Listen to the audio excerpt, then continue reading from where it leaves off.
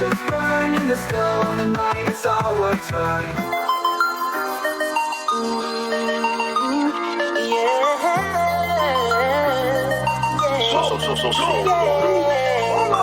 Like a star, you can't stop my shine. I'm loving Cow City, my head's in the sky. I'm solo, I'm Han Solo, I'm Han Solo, I'm Han Solo, solo. What's up, Star Wars Unlimited fans? It's Loopy at Late Night Gaming, and we are here for the last Han video of Only Han's Week. And we have Han Green, which was a great deck in set 1. I think it's a great deck in set 2. And we're growing with the master classes. We now have a trans world contingent here. First off, we got Sunny D, who's a masterclass alumni. How are you doing? Doing well, Loopy. Good to be back. Yeah, thanks for joining us. Sunny did the Pelt masterclass, the Studio Girl Pelt masterclass, and he and I both got back from Gen Con recently. And before that, you ran Han Green in Baltimore. How'd that go? Yeah. I mean, even before that, before Palp, I ran Han Green in set 1. A lot of experience with Han Green in both sets now. All right. I like it a lot. And then you actually looped in Jonah Niklas, and you're currently in the TTI League Top Cut on Han? Yeah, that's right. Thanks for having me.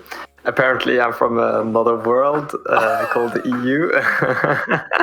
Trans world. Well, I love the global nature of the game. I actually did a great video with some guys in the UK that was after the UKGE one, which is a big event. And you've had success with Han in Norway? Yeah, that's right. I brought Han to all the showdowns I attended. Really love the list, just the flexibility of it. And think it's probably the most fun deck in the game. Oh, very good. And then we got Arroz Con Mango, which is, I know you from, actually, we just test a lot together on KTOD Discord. But and you just basically dominated showdowns in 1Ks out west with Han Green. I won a couple things. I think it was 3 1Ks. I think it was Portland, Seattle, Vegas. Then I got second in a 4K in Seattle, and then I got fourth in the 2K in Vegas. And then the third day, we went to the pool and had a nice pool day. Because 10 degrees. Because not everything is Star Wars cards. Not everything is out. Not everything is Star Wars, and sometimes you have to go outside. So somebody was telling me about their TTI League opponent crying after the loss, and I'm like, that's probably not the best priorities as far as the importance of Star Wars cards in your life, but it is a super fun game. Yeah. And Mango, I know already did do a very good video, on Han Green, which I'll link in the comments. So check that out. And then Jonah, you have a channel as well. Tell us about that. Yeah, that's right. Mostly upload gameplay videos. As you mentioned, currently I'm playing in the Take the Initiative League. So I upload commentary of my games in the Top Cut there. And I think that's very helpful whenever you have a player actually doing commentary after the fact, where you can kind of go over because you remember some things, of the game. Yeah. And then, go. All right. So let me ask you this: how did all you guys find Han Green as one of your primary decks? I mean, what's the story there? Let's start with Sunny. Yeah, so when I started playing, one of the most unique things I thought in a leader is how to cheat out resources, right? Mm-hmm. And I think Han was pretty much the only leader that was doing it in set 1. Now there's a bunch of leaders doing it in set 2 in different fashions. So when I saw that kind of mechanic in set 1, I got absorbed into it, and that was what was appealing for me. All right, how about you, Jonah? I think I kind of jumped on it about the time Thork popularized it with his tech, and it kind of matched the cards that I opened up physically. So I just looked into that deck, found it was super fun, and just straight ordered cards from card markets. Right. So I this is a funny story. I've opened 13 home ones in set 1. So I think that I'm either part Mon Calamari or people wanted me to do Han or what. But my next highest legendary was 5, but I kept it. And then I actually opened my 14th home one because I had 4 prize packs after, and there was another home one in it and an Inquisitor showcase, so that was kind of cool. But yeah, so it's weird how variance works that way. Set 2, thankfully, my legendary I keep opening is Poe. So I got all kinds of Poes. I've yet to see a Kylo. But Poe's pretty That's a good problem to have. Yeah, good one. He's all right. All right. What about you, Mango? Why'd you play Han? It was mainly his ability, and I started with Han Red, like way back, trying to make him like an aggro deck, and then I went to yellow, I went to blue, and then finally into green, and then green was the one that really like clicked the most, like being able to ramp, being able to get to research 5 as soon as possible, and then try to do your cheeky, go up to 7 and drop U-wings. But really, when I fell in love with the deck was, you had the skirmishers, you had the home one, so you were doing all this sort of like looking at your resources, putting something down, making sure you threw away the right card so that you can play it from the home one. So you had to throw away your Millennium Falcon, and so I felt the skill cap for the deck was very high, which was good and then bad in some places. If you play a 10-hour tournament, you're pretty exhausted by the end, but it was really, really fun to play, so it really hooked me in. So that's why I got interested in it. Yep. Yeah, I would say no one here is playing this because it's an easy deck to play. For sure. Yeah. Something we hear a lot. All right, well, let's look at the decks. So, Sonny, this is a deck that you took and actually won the Baltimore with? Yeah. So, this was one of the very first tournaments of Set 2 that was pretty big, I would say. There were some 1Ks the week before that had a couple different decks performing well, and even this deck performed well. I think it got second at one of those 1Ks the week before, but this was the first tournament of its size in Set 2, 45 plus players, right? And I thought that this was a good deck going into an kind of a unknown field because Han, even in Set 1, had a kind of feel where you are not necessarily in a bad matchup against particularly anything. You have a flexible game into anything, but it's not necessarily favored versus anything too. You have to play your way to victory, and I did feel that I could play my way to victory. And I mean, you're a big believer in never having a 1-of in your deck, right? No, not at all. In other card games, I was, but in this Star Wars card game, it feels like 1-ofs are actually somewhat good because of the way that you resource and the way that you interact with cards from the discard pile, especially in this deck, interact with resources with Han effect, right? And other components where you'll want to where you go through a deck in a certain manner, right? So by turn 4 or turn 5, you'll go through this many cards in your deck, right?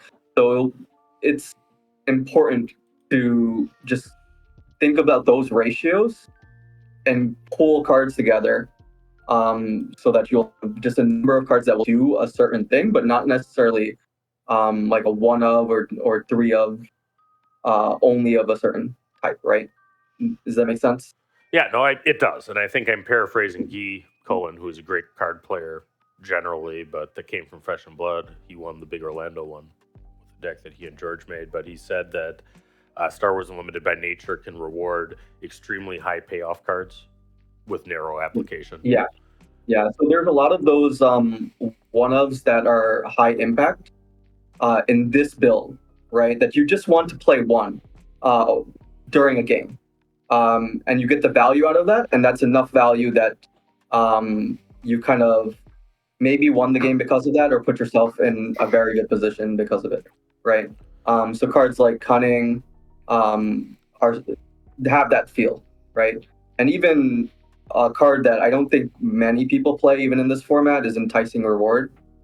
And that card hitting off it when it does, whether it's early game or mid game, into situational other 1-ofs seems very strong, right? Yeah. So if you situationally hit the Cunning or a not necessarily one of, but Traitorous or the Ewing, Waylay, all of those cards that are in different ratios, it feels super.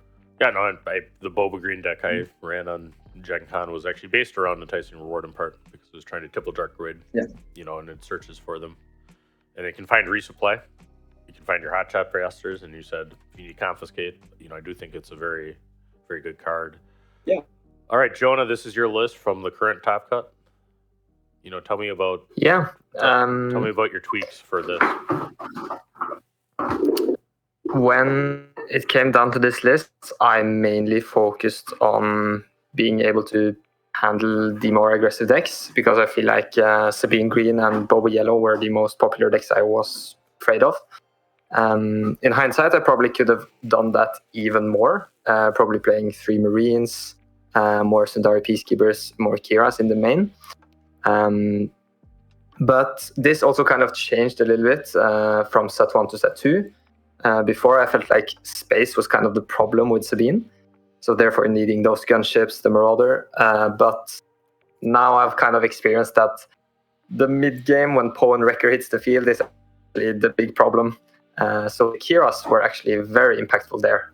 Just to look at their hand, 90% of the time you say Wrecker even though they don't have it in their hand because that card is just so good. But sometimes you need to say Poe if that's going to be a great play for them. So things to note here are maybe the 3 lackeys. I feel like they're really good right now, especially against Boba. Right, and against tech. I mean, you have a lot of tech too, but there's a lot of tech in the meta right now. I mean, anything that attacks for 5 or ambushes for 5 is in a pretty good spot. You're seeing a Mace resurgence, which is nice because I have a binder full of maces, as you guys probably do. Yeah. So it's nice to see the card actually play. Yeah. All right, and I see Confiscate. And then we still have like the.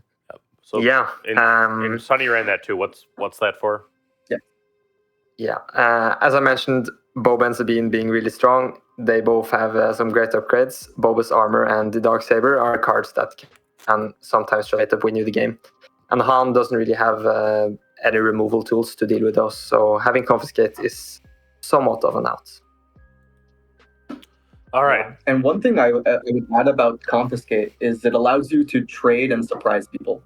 I don't know if you make that play, Jonah, but when I play Confiscate, so there's a Darksaber on Sabine, right?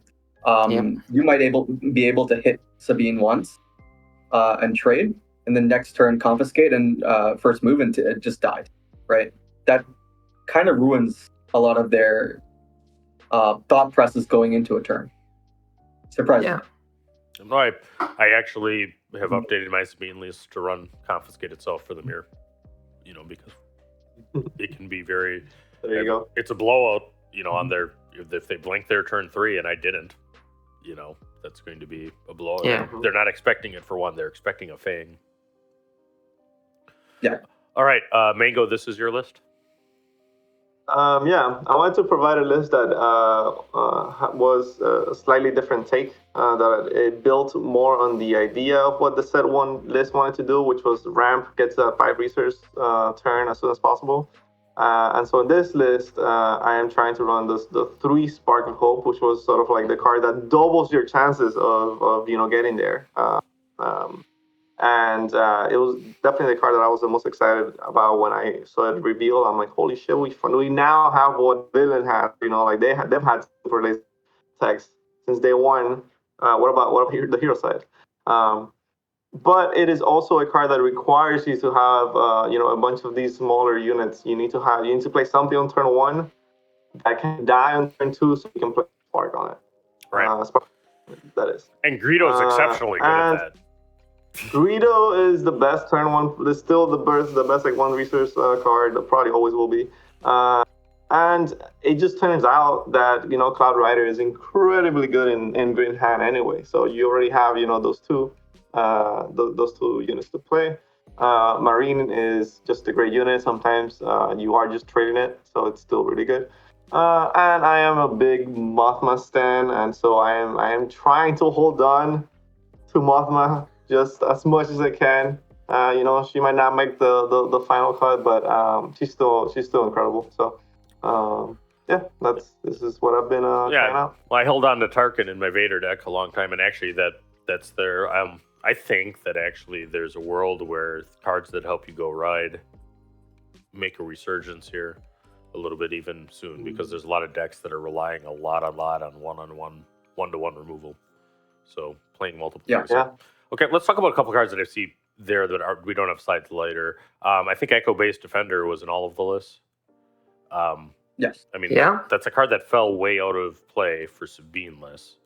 But why do you feel it's very interesting you mentioned that, actually? Echo-based Defender is a card of almost... I actually cut one of them from the list now. It's because Sundari Peacekeepers are just so impactful in the aggressive matchups. And now, as I mentioned, with a lot of 3/5s, you often get very bad trades with the Echo-based Defender. The reason that I'm still kind of holding on is because sometimes you need to bring in the Sentinel with Ewing. But other than that, I don't feel like the card is that great. Yeah, you hit it on the spot. So I am also on just 2 Echo-based Defenders. For that same reason, it doesn't necessarily provide the same trading value as it did in set 1. But you still need the ability to get a Sentinel off of Ewing. So yeah. I think it's 2 is the right number. Yep, and I'll provide if I can, just some additional thoughts on that. Mm-hmm. The reason I run 3 is in this list anyway. One, I'm biased towards the Rebel trade because I'm playing Mothma here. And then the other reason is home 1. Usually the best home 1 target is Millennium Falcon, so the 3-cost Millennium Falcon. But the second best target is the Echo-based Defender, or Bright Hope sometimes if you're on 9 resources. So that is the reason. It's you put it in the arena and it's immediately impactful. Whereas Peacekeeper, you need to attack with it on the next turn. That is true. And I think even in your list, there's another merit, right? Because you're maxing out on Spark of Hope. It is almost like a guarantee to get a Spark of Hope trigger. Because you'll have to attack into it and put it in the discard pile, right? Yep. No. So that's the reason why. But I still think Peacekeeper is an incredible card. So Yeah, so I think it might be one of these cards that we kind of refer to as vegetable cards, or at least Wu would say that, where it's a card that if you end up cutting, you may wind up losing. And I hadn't thought till you mentioned that, Mango, about, it's a little bit like Vader's, right? Because if you run the Vader unit commanding the First Legion in a list, you better have 3-cost cards to pull with it. And there's a impact that where a lot of times you just need a ground sentinel because you otherwise are going to die. Echo Base probably gets a similar role of being in your discard pile for home 1 that way. Another one that I don't think we have a slide for later is Waylay, and I think that's in your sideboard here. You guys mentioned it was important to several matchups. So what are we talking about? Why has Waylay become necessary in set 2? So Waylay is the. I was just gonna mention the blue, like into any blue deck basically. It's incredible because you can bounce those big Sentinel units. It's really good into Snoke as well. But yeah, anyway, Sonny, go ahead. Yeah, so Waylay for me in set 1 was a side deck card, but even in set 1, it's the main deck card for most people, I would say. And in set 2, I felt there's a lot more units that I'm concerned about without being able to just trade with them, right? So that's why Waylay needed to come to the main. You two were playing Syndicate Lackeys, which is a way to trade with the 5 health units. But I was actually not Syndicate Lackeys in my list. So Waylays became even more important for those 5 units. And I guess Tech Mirrors, right? But in addition to that, it's the reasons that Mango said. Blue, but even green villain decks, a lot of endgame units you're concerned about. And with this, you don't have hard outs necessarily, right? Yeah, I think the flexibility of it is very good, right? That it's always something you can use. It doesn't have to be an exact answer in the right arena. And for instance, against the Tarkin yellow deck with the lurking tie, maybe that's buffed. Oh, yeah. That's actually a card that can deal with those. Yep, no. Yeah, and actually one more huge boost to Waylay that I felt we got in set 2 is tech itself. Just being the fact that you can put it down and then have an option for 5. That comes up a lot. Out of the resource row. I mean, and we've talked. Yeah, out of the resource row. We've talked about this ad nauseum as we went through Only Hans Week, but folks, you can do more than units with tech. All right, so we're highlighting a different topic for all of the Only Hans videos for sure, and for Han Green, this is the only deck of the 3 that existed in any meaningful way in set 1. I mean, we did have Ian, who was one of the mono Han pioneers, trying to make that work. But Han Green was actually a significant deck that won a lot of events. And I think that combination of the Han leaders in the showdowns dominated, what the top cuts were. So why don't you tell me about updating a list between sets? I mean, you had to go with a whole bunch of new cards. I mean, all of you did this. The 2 slides up here are Mango. So why don't you talk about how this went when you're actually trying to make your baby exist in the next set? Yeah, so I guess let's talk about hand 1, like hand set 1, and what is the sort of like core of that deck. The most important card is resupply, in my opinion. You're just trying to ramp. You're trying to get to a 5 resource as soon as possible so that you can use the hand ability to get to 6. You can potentially bring him out, attack with him, get to 7, and play either the hand unit or the U-Wing. So that's sort of like the meat of the deck. So when you are going into set 2, what I was looking for is how else can I ramp? Is there a new way that I can get there faster? And that's where Spark of Hope comes in.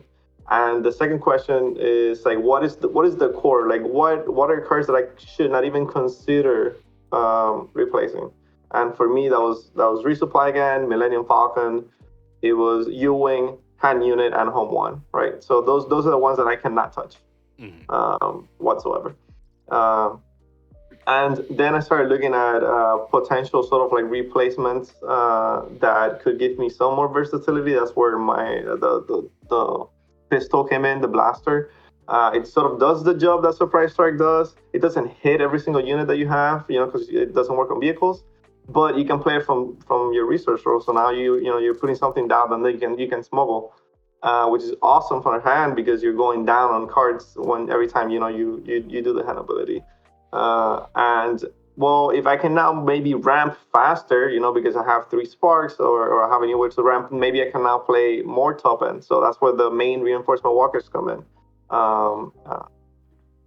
So that is sort of like the idea when transitioning into set 2 is like, how can we make it better, more consistent?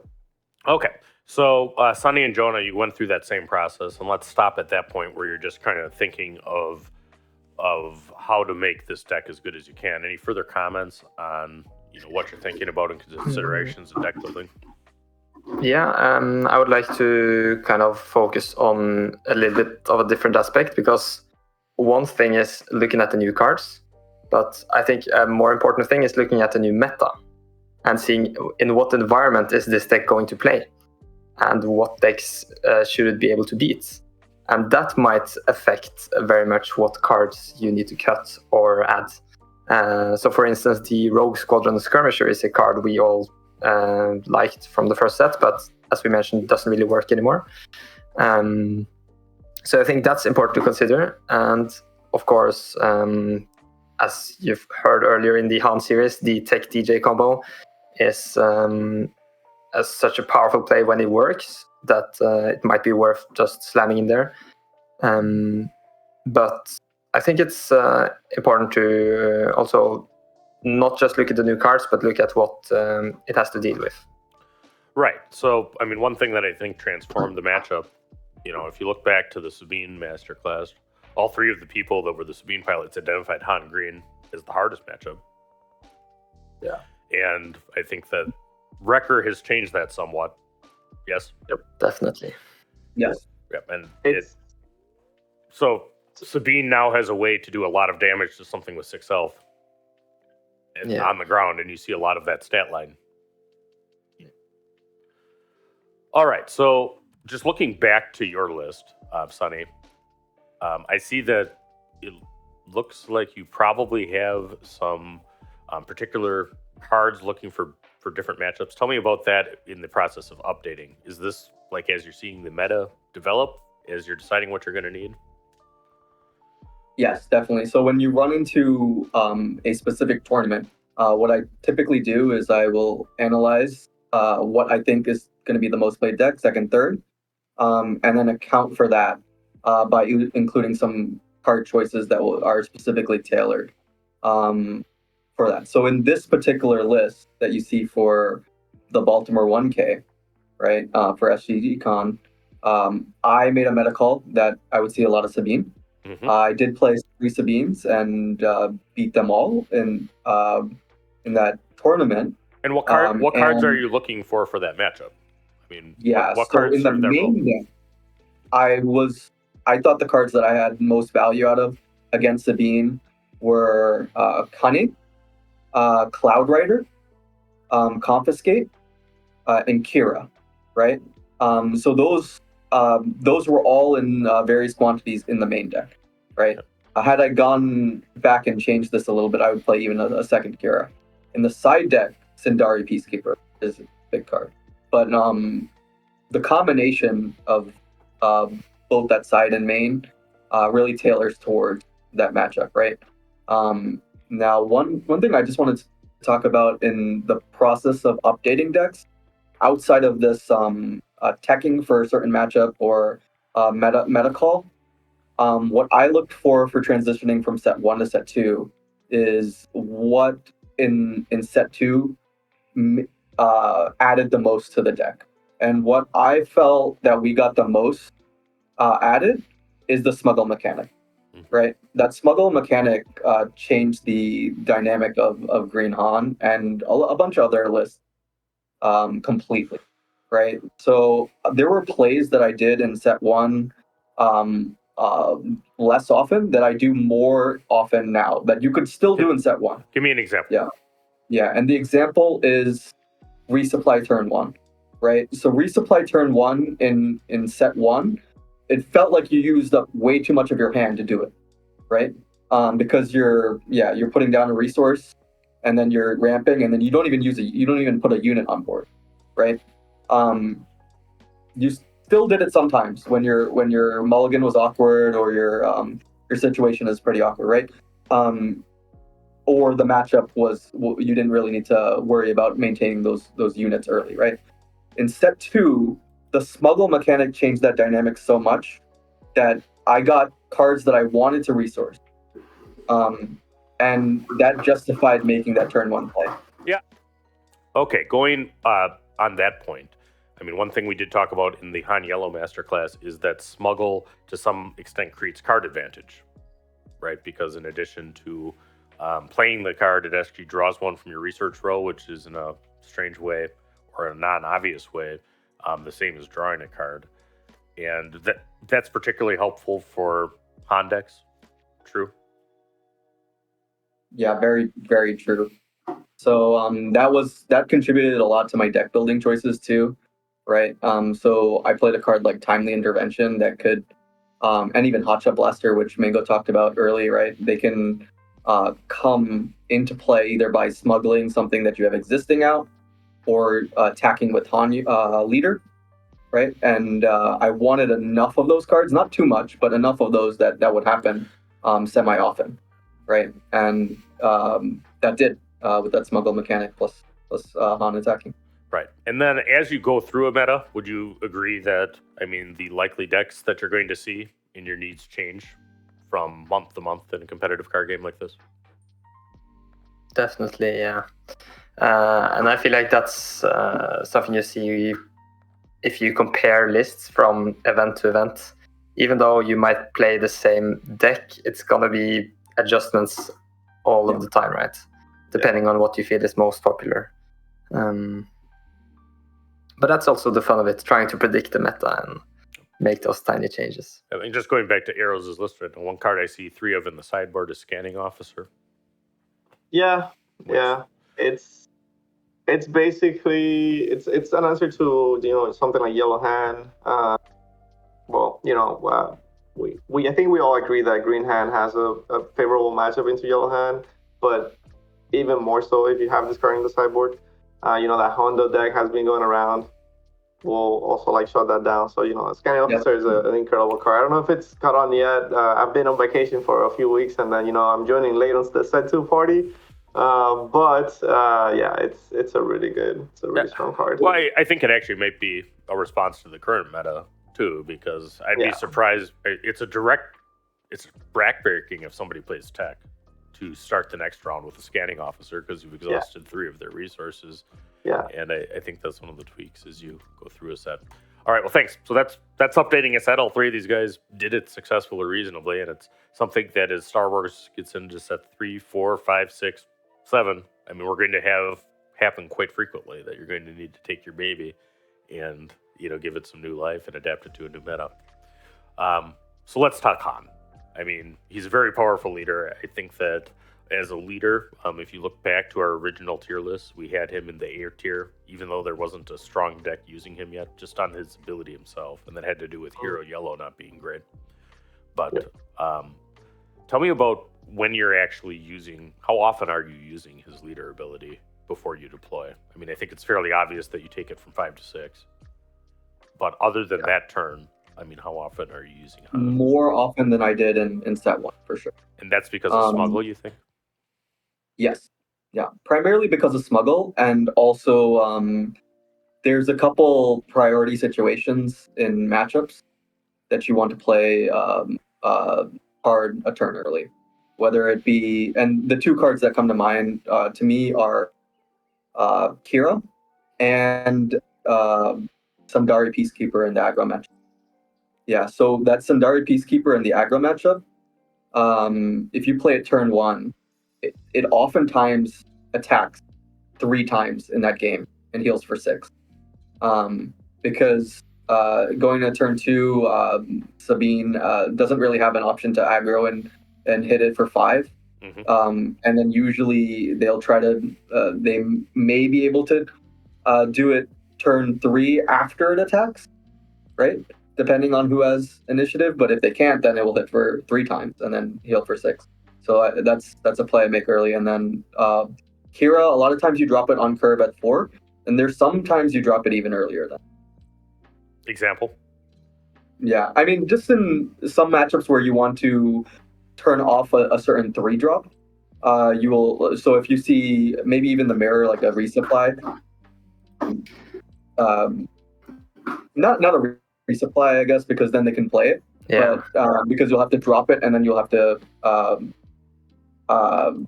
then play your Kira, right? But there's certain matchups where you'll want to turn off a 3 drop, and they want to do stuff beforehand. It's hard to come up with concepts. The good thing with Han is that it kind of gives you some flexibility of the best play. You might have something that costs 1 extra, and you can just give up initiative to play that card. Yeah, and also I'll give one more example that I just recalled from one of my top cut matches, right? So there's times where you will want to do something on the next turn instead of Kira, right? So you early for that reason, and then save the next turn for either even a 5 play or playing something else. And that sometimes that big 5 play could even be like DJ Tech. If you play a DJ out from the resource row, right? So it's possible. Yeah. It doesn't come up often, but it can come up. So that's where I would play Kira a turn early. Definitely safer because of Smuggle, and it is always match dependent against aggro for sure. You can do it because they don't have really anything that threatens your hand, and they're playing for the tempo to pump out things as fast as possible. And but against other decks, like if you're playing something like the new hand, young hand blue or young hand, any of those that will have a bunch of hand removal.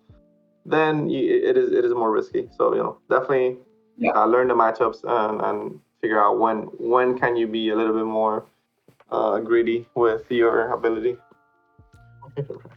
All right, so here we have resupply. This is a pretty important card of the deck, yes? Yeah, probably the most important card of the deck. Okay, so Yeah, I agree. do you want to ramp in every matchup? I do. Yeah, I think even the one that you can maybe make an argument for, specifically in set 2, in set 1 it was a no-brainer. It's against aggro, but even then, I still think you want the resupply. But yeah, you draw your cards, and then if you have resupply, you're incredibly happy, and if you don't, then you're like slightly Less happy. Yeah. So at least, I mean, your deck has some other options with Spark of Hope, but it's conditional. True. Take Yeah, exactly. You still want resupply over that. Yeah. All right, next card. Resupply is especially good into the more expensive cards, right? Yeah. Like U-Ring Reinforcement. So all of you identified this as core to the deck.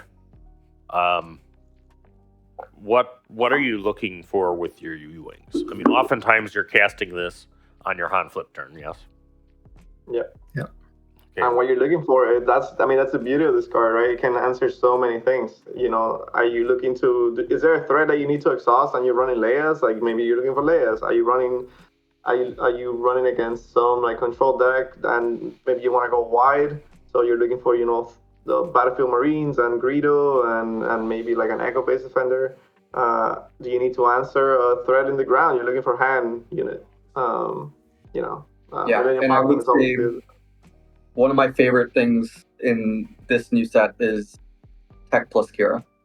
That I feel is very impactful off of viewing, because not only you make your entire resource row live for the next turn, and then you call whatever the best card for their situation in that turn to shut off, right? Yep. And one thing that I was in my testing against Mango, I found particularly annoying was the Cloud Riders off of U-Wings.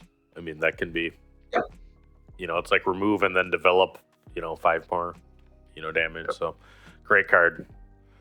Don't cast it when there's a Crate Dragon out. You take 14. Be aware of that. I had somebody not know that, and actually they cast that, and then said, well. Yeah, very, very bad versus Crate Dragon. that's lethal. You might want to waylay that instead first. Okay. Han unit, core to the deck. Absolutely. Yes. And quite frankly, I don't see this card being replaced. So there's Fennec Shand, right?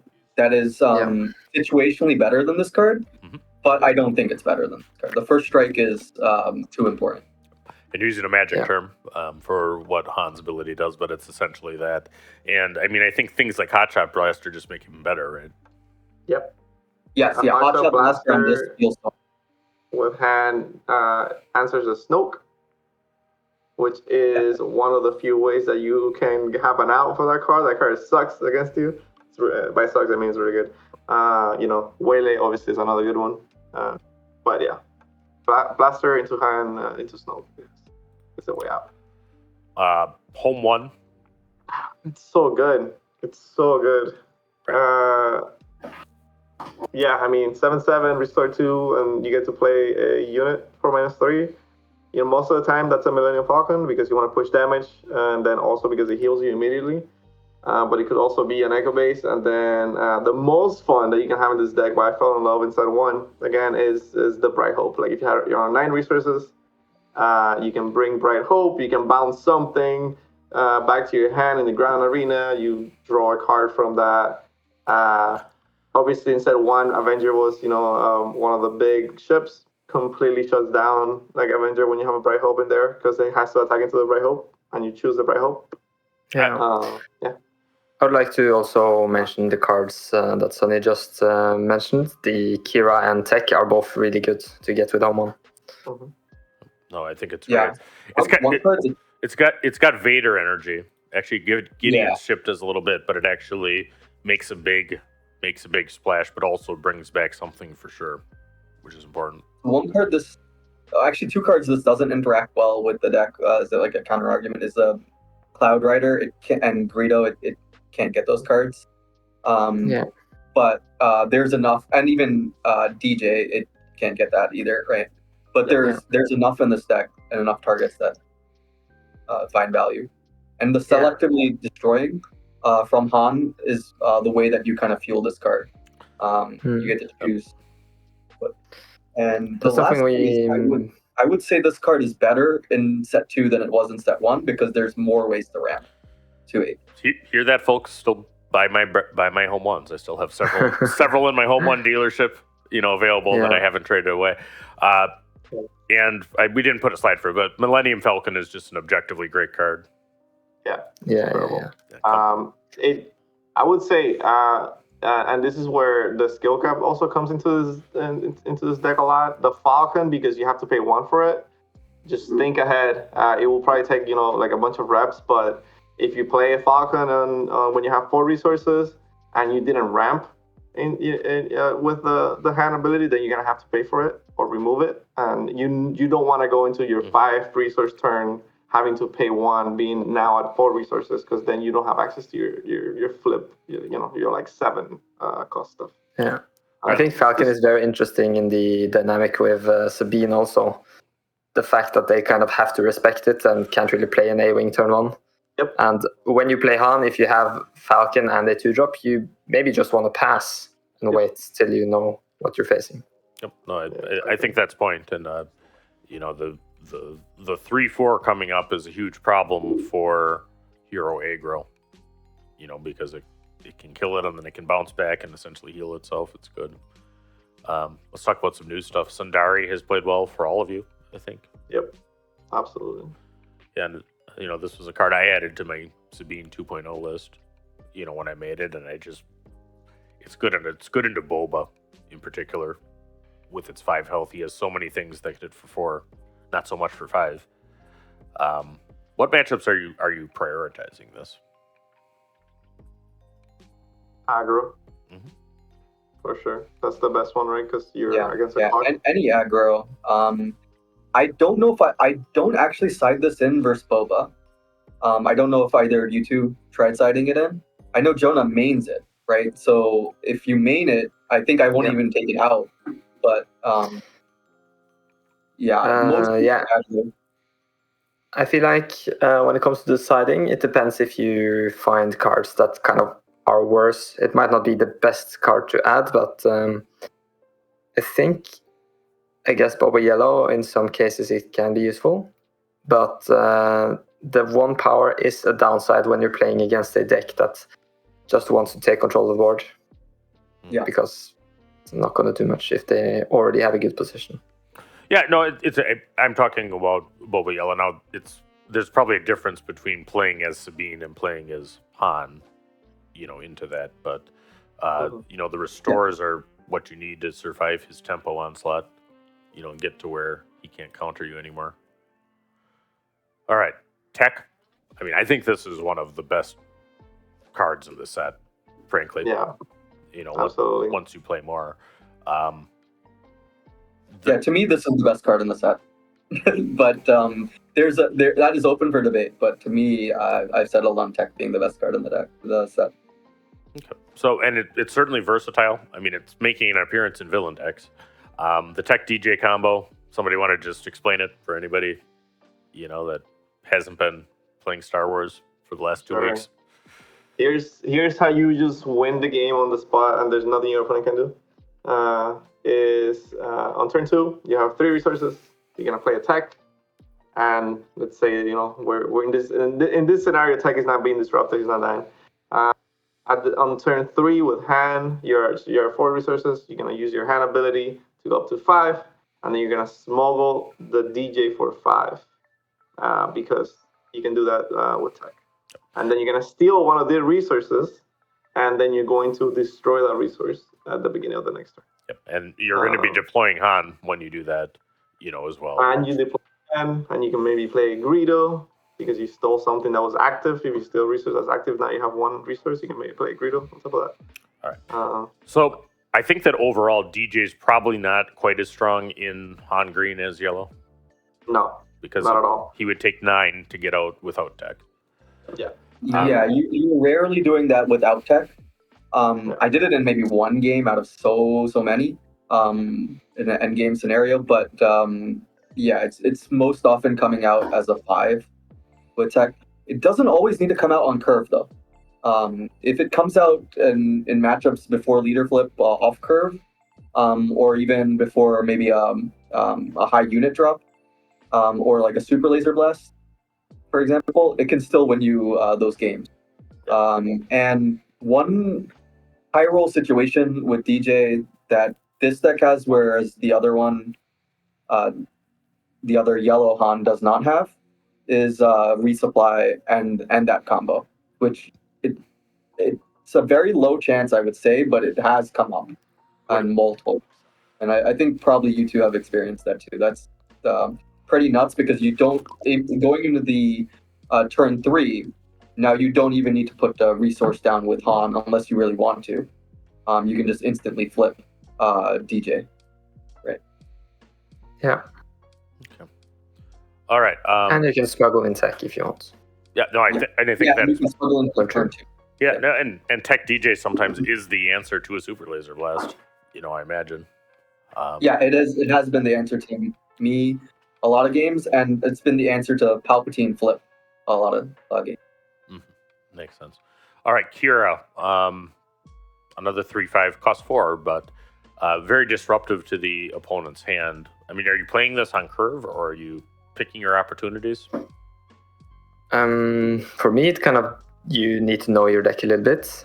You of course get the information of looking at the hand, not like a regional governor where it's completely in the blind.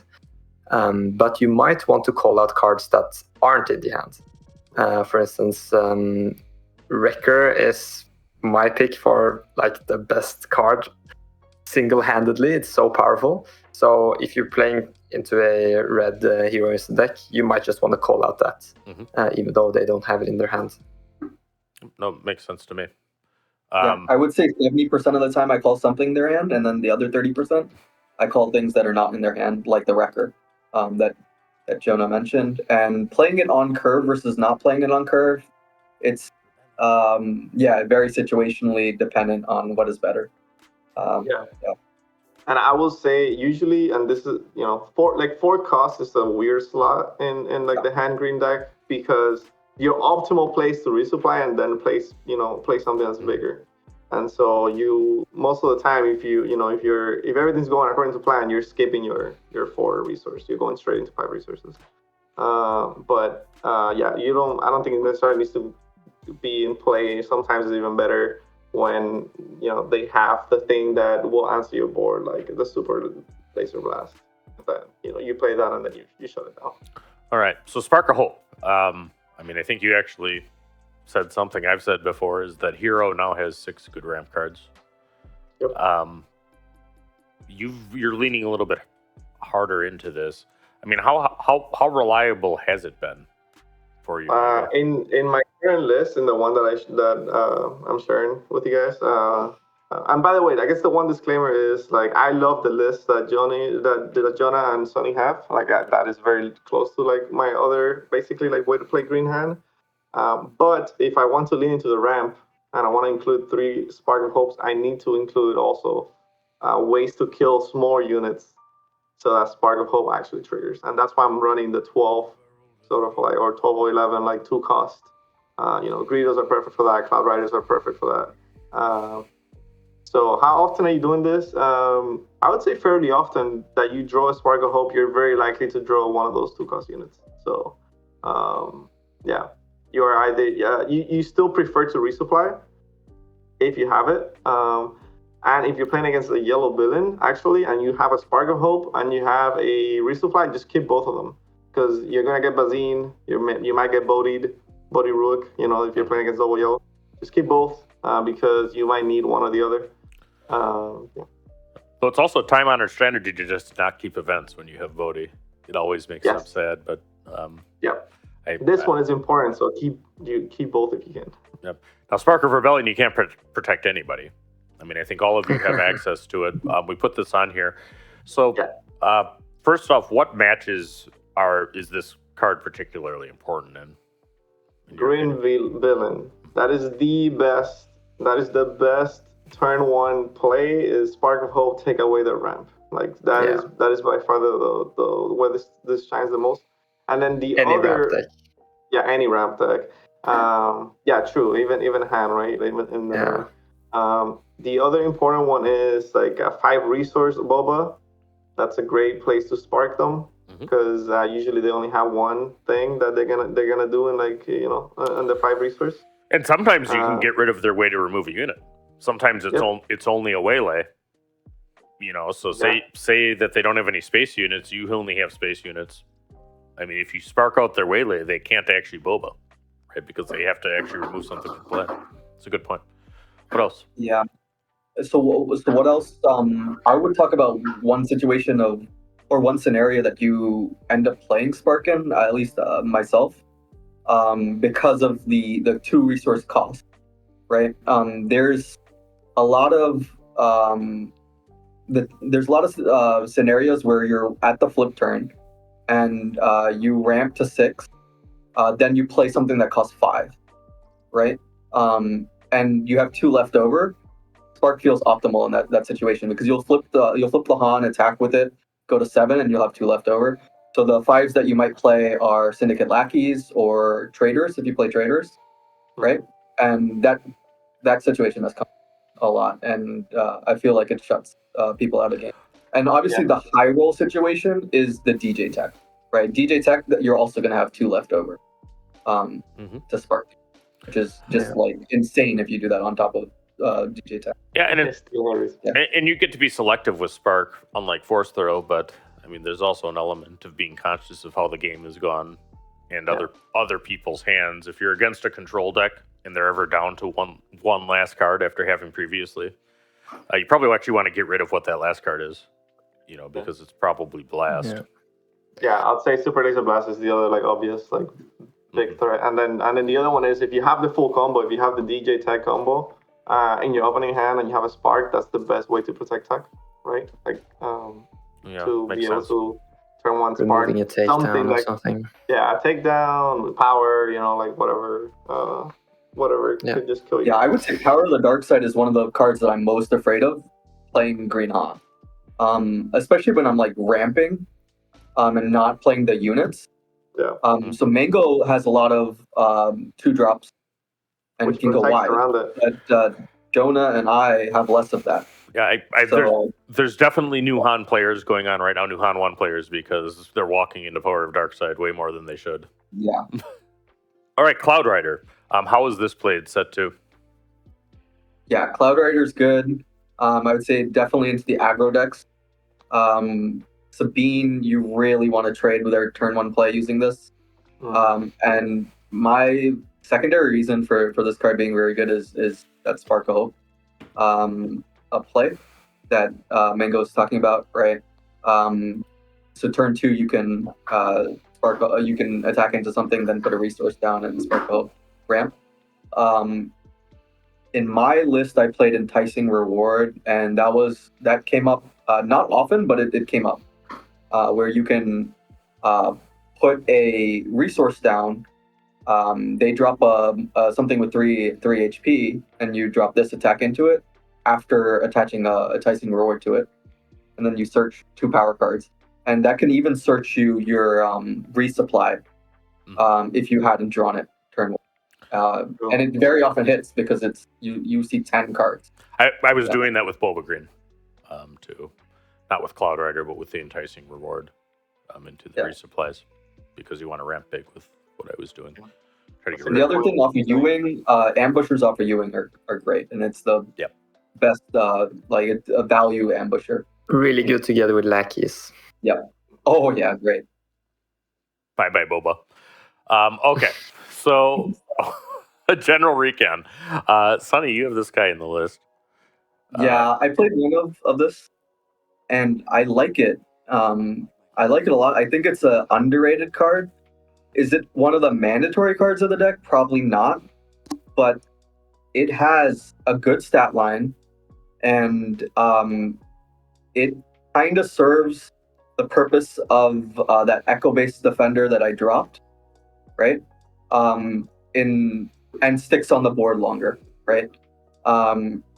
I play it with a timely intervention, and then that makes it spectacular because it feels like one of the Han 7s at that point Ooh. because you play it 1 plus the regular cost, and you get it out at that curve turn, and then So, and it either Yeah. gives, so you have an echo base out, it gives a 2 experience then, right? And then, yeah. you know, I like with Bright Hope even better than Echo Base because it makes Bright Hope feel like a significant attacker. 3 versus 2, attacking you feels a lot stronger. And then it survives like usually instead of surviving 2 hits, it survives 3 in the last well, situation. I love Wing Leader into Bright Hope. I mean, that's a way to shut down your deck and all this Han Yellow nonsense, going around. But that actually probably is the same thing, right? Timely intervention, Bright Hope already has Sentinel, so it gets 2 experience. Yeah. Six cost things are also an important like resource in hand because sometimes we all know what hand does, right? You're at 5 resources and you make a 1 more resource with the ability and then you want to take him out to attack, and it's very obvious, it's very telegraphed, and many times if especially against yellow, no good to me dead is obviously like really hard for us to deal with, or any sort of way of like immediately killing hand or tapping him. And so instead 1 we had skirmishers, which is a 6 cost that had ambush, and then you would return something from your discard to your hand. And so I could definitely see this card getting played, because you will not be able to get to 7, but you're always going to be able to get to 6. Another card that I don't think we're talking about, but the new Millennium Falcon, the fact that you can smuggle that for 6, that might be pretty important too. So that's another card that I'm looking into that I can definitely see play. Yeah, and for 6, Recon has 1 less power than Luke. Mm-hmm. I mean, it's not a insubstantial. I mean, he must be doing his squats as a behind the field general, but he's super ripped for whatever reason. Yeah, he's way tougher than Mon Mothma. Anyway, all right. So let's go a little bit there. Thanks for going through the list. What's your game plan into Sabine Aggro set 2? And let's talk about Sabine ECL as opposed to a yellow version. It's tougher because you have to watch out for Wrecker now. Yeah, I think you still ideally want to have a opening hand where you can choose arena. So, for instance, the Cloud Rider, if you have that and the Falcon, you're in a great position. You just pass, wait for them to play, and then you answer either arena. And then if you have a resupply into a 7-drop, then you're actually able to get your leader out the same time that Sabine deploys. Mm-hmm. That's also really good.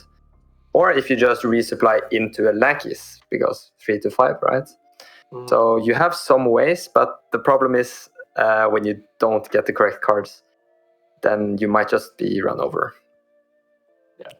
Yeah, I would say there's that rock, paper, scissors. Them having the right cards or you having the right cards in that aggro matchup. Now more than ever. In set 1, I felt like we were favored with Han Green. Now it's now if you build your deck, especially with side post board, you can be favored, but it's very close to 50-50 or maybe it's slightly unfavored. Right, and that's the situation. And it's still, I mean, they can only play 3 records. I mean, make them have it. Yeah. You can you can go nuts playing around, a card, but I mean it's just because they're representing. I've had Hans that were clearly just like not deploying and things, worried that they have record. That's not going to work. You die. Yeah. So Sabine does way too much damage. Right. But you might also be in a situation where you kind of make them have 2 things, right? If you have Kira, then you can call 1. Yep. Nope. Usually it's record. Right? I think Han is still favored. It's definitely not as favored as 6 at 1. Instead of 1, you had to really try very hard to lose a whole best of 3 against an aggro deck, because you just had such a big advantage. All right. Any comments on Villain Aggro? Villain aggro? Yeah. So there's Kylo yellow going around now. There's double red. Villain aggro, I would treat it the same as Sabine to me. Yeah. So I played a lot of Kylo, actually, because early on in set 2 testing, Kylo is actually seen as a pretty good leader to try out, right? And so was like an aggro build of Young Han, right? It's green Young Han, right? So I was testing a lot versus those, and those did feel almost similar to Sabine in the way that they could kill you real fast, right? So I treat it the same. And I would think that, with those two, I mean, watch out, those decks are explosive but inconsistent. Yeah. Don't. They're more glass cannon. Right. That Tarkan yellow would be considered aggro too, right? I mean. Yeah. Oh, that's a different category of aggro though. Space aggro, right? So yeah, we could discuss that. Space aggro. What's your plan? I think you're pretty favorable. Because you can still bounce their stuff that they're putting experience on, so you have waylays, right? You can still answer their stuff early because you have Millennium Falcon, so you can,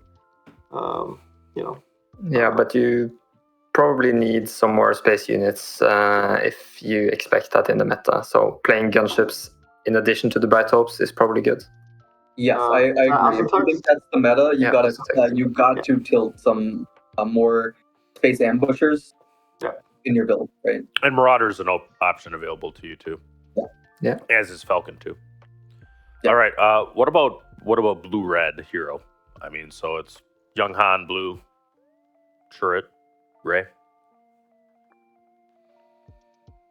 So my take on Young Han blue and Ray is ramp. That is, I mean, it's the answer in a lot of matchups, but I think in this particular matchup, it becomes very hard for them if you ramp. No, that I think that's exactly right. It's not as favorable as some, I think, Han players think, because pillage is a thing. And you of course have to respect fourth roll. Sure. Yeah, first throw pillage, you gotta be aware of that. Yeah, don't resource your Greedos. Keep them for fourth row. Yeah. That's good. It's sad when you get that. Boba Yellow. You need to outtrade them, and you need to get to late game, and you need to drop some reinforcement walkers. I know they can still bounce them, but that's basically how you win. That's how you won in set 1. I still think that's how you win in set 2. But much closer matchup for sure. Han Green. The mirror. The mirror is such a toss-up. It's basically, Spark of Rebellion. It's whoever gets the resupply, and it's whoever draws the home ones. I probably don't be the first person to play Han Solo, because if you don't have the second one, like the Han Solo unit, I mean, because they can answer with their Han Solo unit, and then if you don't have the second one, you have basically no way to deal with that. So, okay. Yeah. And then in similar, how about Han Yellow? That's actually, I think, a pretty favorable matchup for green, because you get to ramp and you get to play big stuff. Just be aware of DJ essentially, and it gets even better if you're running the smuggling, the scanning officer in the sideboard. It gets even better after the sideboard. Yeah, I'll tell a story there. So in Gen Con, I actually in the tournament I played in Gen Con, I didn't play green Han. I played yellow Han, and I went X2, so 5-2, but missed top cut by tiebreakers. My tiebreakers were pretty horrendous. But my second loss on the bubble was to this green Han, and that's where I saw the power of why green Han wins the mirror in so many different ways. Because in general, you have ways to deal with their DJ tech, and you also have your ramp, and you have a much better end game. And I think Star Wars Unlimited has been that way for a while. In general, some of the strongest decks in the mono yellow have been yellow green, because it has some of the tempo aspects and it can compete with the tempo, but it can also ramp and just get to it sooner. Yeah. All right. Villain green blue. I mean, this could be Kira, this could be Krennic, this could be Hondo. Yeah, I can mention that this matchup, it feels favored if you draw the hand tape, right? Kira and Spark. Mm-hmm. But if they ramp, they have better endgame units, and it feels kind of unfavored at that point. Yeah, it's especially if they can disrupt your plays in between. with those hard outs. Yeah, the way to beat it in set one was you had to be you're obviously more aggressive, right? But ramping yourself, getting to U-wing, and then at some point they would flip the game around, and when that happens, you would change of heart into your unit and kill them. So that was basically like you're out, and I still think that's probably an important out against villain because you will just not win a super late game. It's just not gonna happen unless you have change of heart. Or maybe choose sides, which I think might be a good card. Choose sides is interesting. In that matchup, though, are you going to be able to maintain the units? Is one thing to think about. All of those decks are very good. I mean, so and it's tough. I think that your point is directly on. And the other thing I think you need to determine is whether they're playing to a blast or not, right? Because as somebody who's been playing a lot of villain blue green lately, sometimes I'm actually trying to lure the yellow decks into committing all of their stuff. Yeah. And then Kaboomi and a tempo deck can't come back against Devastators and Relentless. There's some micro decisions in the end game where you'll have to decide if you want a U-wing versus Home One versus Walker, right? And those are actually more impactful than you think. Against the blue-green villain. In set one, I played some regional governors to stop those super laser blasts, but now I guess Kira kind of does the same thing. Yeah. So that's good. And it has the irony if you're playing against a Kira player, on the villains. Oh yeah. All right, green Pelp. Change of heart. That's so important card. So I think you should probably have 3 in the sides just for Palp. And that's a tougher matchup for you, I imagine. Yeah, it's super tough. I'm facing a green Palp in the semifinals now in the Take the Initiative League. And it's gonna be rough. I think if I luck out and get Tech DJ, that's probably just a GG because a green Palp doesn't play removal, right? It's only command and overwhelming barrage. But if the game drags out, maybe they ramp more than I do, then it's not looking good. Yeah, so in set one, I thought Palpatine was the single hardest matchup for this deck. Oh, really? And I mean that was my take. So particularly green Pelp preys on less greedy mid-range decks. I mean, not as many people played the mono Pelp in set one. Mm-hmm. They played more of blue and yellow Pelp, right? We even did the masterclass on yellow Pelp, right? That matchup seemed really hard. Change of Heart was a must. All 3 of us are playing of Change of Heart among the side deck, right? And Waylay also kind of works on the stone unit, but Lackey is incredible against Palpatine, by the way, because the Royal Guard, it's a perfect 3/5. Lackey kills it. It's still alive, so it was great in set 1, still great in set 2. Okay. Yeah. No, that is true. That's good. And try to keep. I mean, the one ramp you can disrupt is waylaying the super laser tech sometimes, but it's got to be right away. Yeah. And at the Baltimore event that I did end up winning for set 2, that was the event that Green Pelp was hyped up for because of the winning of 1K in Iowa, I believe, the week before. Mm-hmm. And because of that, there were 3 green Palps in the top 8. Mm-hmm. And throughout Swiss and top 8, I played 4 green Palps. I lost the first matchup, so that was my only loss of the day, was to green Palp, but I won the next 3. And after the first matchup, I thought there was very heavily favored for green Palp. Then I realized that you can put a lot of pressure with tech and then your resource row, as well as a timely DJ and Kira. Timely Kira it makes a difference in so many situations. And I think that's great advice, and it's applicable more than just Han Green too. All right, so all of you guys have won big events. Tell me about preparing for one. I mean, what are you doing in the weeks going up to a tournament? I play test games versus the matchups that I feel like I'll play against is what it is. Yeah, play a lot of games. I would pick one deck to play against and jam a bunch of games against that. instead of like jumping, like hop around, because then you can really narrow down on like some specific like matchups and specific things. Like for example, in set one, Boba Yellow was getting popular, and then Boba Green, in my opinion, was the worst matchup for Han in set one. So I playtested into a bunch of them, and then I would do things like, oh, Spark of Rebellion, Boba Green. It feels so good as a turn one play because I take out the resupply. On Boba Yellow, I'm gonna do the same thing. I'm gonna play Spark of Rebellion. But wait, I'm losing all these games. Why the heck is that? Well, it's because Boba Yellow is a much more tempo, much more aggressive deck. So like Spark was not that good as a turn one play. I need to play a unit so I can start trading. So yeah. And then spark out the fire spray right before they play it. Exactly. Yeah, everything just falls into place. All right.